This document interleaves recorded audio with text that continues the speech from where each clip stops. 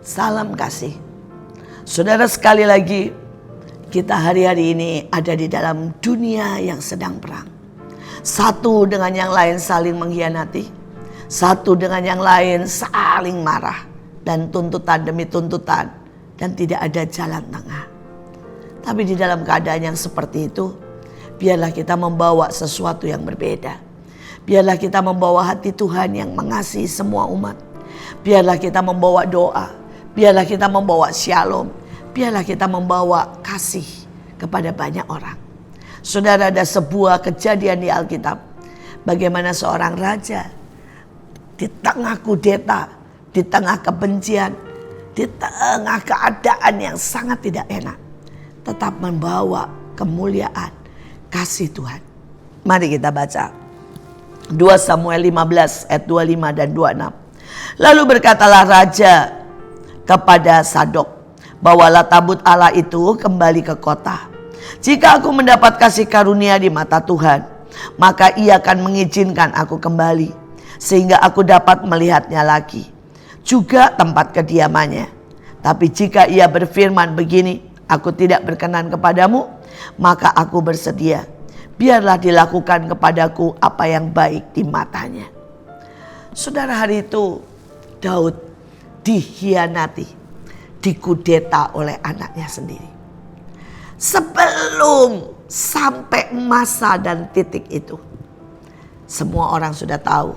Daud juga sudah bisa membaca. Daud bukan raja awal yang tidak berpengalaman. Dia pahlawan perang. Tapi dia diam. Dia memilih memberi kesempatan pada anaknya untuk bertobat. Dia memilih untuk memberi kesempatan kepada orang-orang di bawah untuk memilih antara dia dengan anaknya. Saudara, dan hari yang paling menyakitkan terjadi di mana Absalom mengudeta. Dia harus mengungsi, istri-istrinya, gundik-gundiknya diperkosa, Yerusalem diduduki. Tapi dalam keadaan seperti itu pun Daud berkata, tolong jaga anak muda itu, karena dia masih muda. Saudara, yang dia keluarkan terus kasih dan persatuan. Dia juga tidak marah dengan para prajuritnya yang memilih berontak. Bahkan dia memberi kesempatan untuk mereka kembali ke tangannya. Dia tidak marah kepada Yerusalem, dan dia kembali merangkul semuanya. Tapi di tengah itu ada satu peristiwa.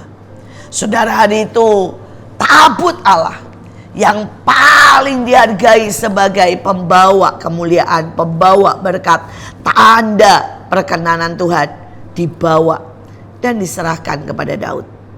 Tapi Daud berkata, tidak usah, biarkan itu di Yerusalem. Dan kalau memang Tuhan mau aku menjadi gelandangan, itu baik. Tapi kalau Tuhan mau aku kembali, pasti aku kembali. Berapa banyak kita memiliki hati yang menyerah. Hati yang percaya bahwa Tuhan tahu yang terbaik. Hati yang berkata, kalau Tuhan taruh aku di atas, aku akan mengucap syukur.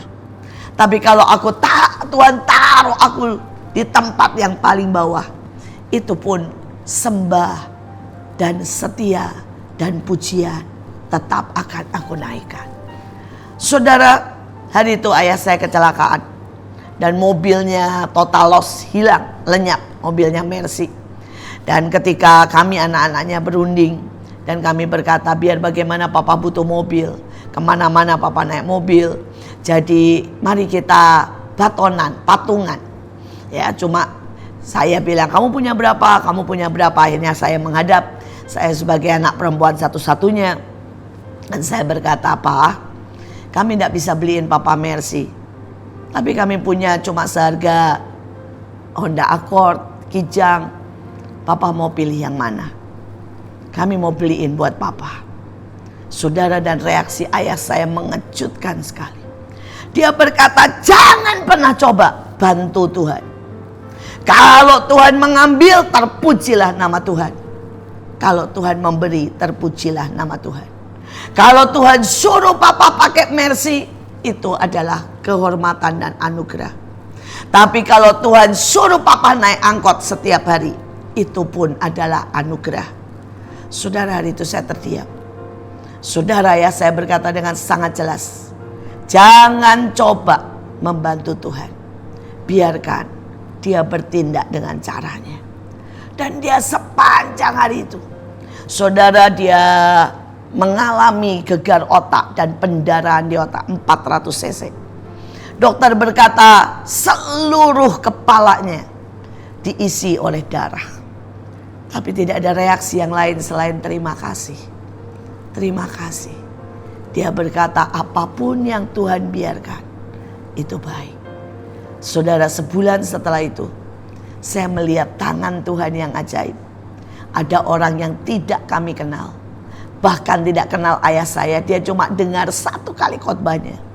Dan ketika dia sedang dengar khotbah ayah saya, Tuhan berfirman sangat jelas di telinganya. Belikan mobil Mercy dengan kode yang lebih tinggi. Saudara, dan hari itu mobil itu bahkan tidak boleh, saudara, ya, dikendarai. Harus dibawa saudara dari saudara pelabuhan. Saudara pakai tronton. Bahkan yang aneh, Tuhan bilang carikan mobil Mercy emas. Saudara, mobil Mercy emas itu tidak masuk ke Indonesia. Tidak ada di Indonesia. Adanya warna putih, warna hitam, dan sebagainya. Dan hari itu tiba-tiba di pelabuhan ada 1 mobil Mercy emas. Mobil itu salah kirim, saudara. Harusnya ke Singapura dan itu belok ke Indonesia. Orang itu langsung bilang itu tidak salah kirim. Itu Tuhan yang mengirim. Saudara, ayah saya mendapat Mercy lagi. Bahkan Mercy emas dengan cc yang lebih besar. Sekali lagi dia Tuhan. Dia Tuhan yang menguji reaksi kita. Dia Tuhan yang mau berkata, apakah engkau terikat dengan semua berkatku? Apakah engkau terikat dengan semua kedudukan? Apakah engkau terikat dengan semua pelayanan?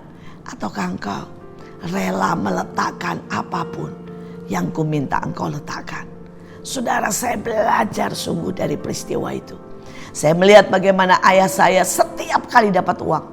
Berapapun, saudara. Saudara, dia akan berkata, Tuhan, ini buat siapa? Bahkan ketika dia sangat membutuhkan. Kadang-kadang dia sangat membutuhkan untuk bayar listrik, untuk bayar sekolah. Tapi Tuhan bilang kasih ke si A, kasih ke si B, kasih ke si C. Dan itu membuat kita merdeka. Karena kita tidak pernah memiliki. Kita ini cuma saluran. Seberapapun Tuhan suruh kita menyalurkan, mari kita salurkan. Maka kita menjadi orang yang bebas. Saudara, saya melihat bagaimana ketika ayah saya dimaki. Dan dia dengan senyum berkata, baguslah. Ya, tapi ketika dia dipuji, dia berkata, apanya? Bukan saya yang melakukan, Tuhan yang melakukan. Saudara, itu yang membuat dia sampai akhir menjadi begitu kuat. Karena dia tidak terikat. Baik itu pujian, baik itu kedudukan, baik itu uang, baik itu rumah. Saudara, ketika rumahnya disita karena kesalahan orang lain, karena difitnah, saudara, dia sama sekali tidak marah. Saudara, dia berkata, lebih baik begini. Sangat baik kalau kita bisa menolong orang lain. Saudara, ada sesuatu yang sama dunia dikatakan aneh. Kenapa kita tidak marah mempertahankan? Saudara, itu ayah saya membelikan kami sebuah tanah. Dan ternyata, saudara, setelah 3 tahun, tanah itu double sertifikat. Dan ketika ditanya di pengadilan, apakah ayah saya mau fight untuk menunjukkan siapa yang berhak, mana sertifikat yang benar. Saudara, itu tanah mahal. Di atas, di Dago, kalau saudara orang Bandung tahu. Saudara, itu prime, saudara, ya, daerah yang sangat luar biasa. Saudara, dan ayah saya dengan lembut berkata, seorang hamba Tuhan tidak baik bertengkar. Biarlah orang yang punya sertifikat yang lain mengambilnya. Bahkan dia kasih sertifikat yang ada di dia. Saudara, dan dia berikan, saudara. Dan dia berkata, sekarang kamu punya 2 sertifikat. Terserah yang mana yang betul, kamu cek saja. Tapi saya mundur saja. Saudara, padahal dia bayar sangat mahal. Itu bukan pemberian. Itu dia cicil. Tapi saya belajar bagaimana meletakkan. Dan hari ini ketika pelayanan saya semakin besar, ketika setiap hari saya meletakkan banyak hal, meletakkan uang, nama, ego, kenyamanan, saya tahu itu adalah kunci kemenangan. Itu adalah jalan kemurahan. Itu adalah anugerah kalau kita bisa memberi dan bisa memberkati. Banyak orang lebih suka menerima daripada melepaskan. Banyak orang memilih mempertahankan daripada menyerah. Banyak orang memilih membalas daripada mendoakan. Tapi percayalah, jalan ini, jalan kerelaan, jalan kemurahan, jalan melepaskan hak adalah jalan yang terbaik. Tuhan Yesus memberkati.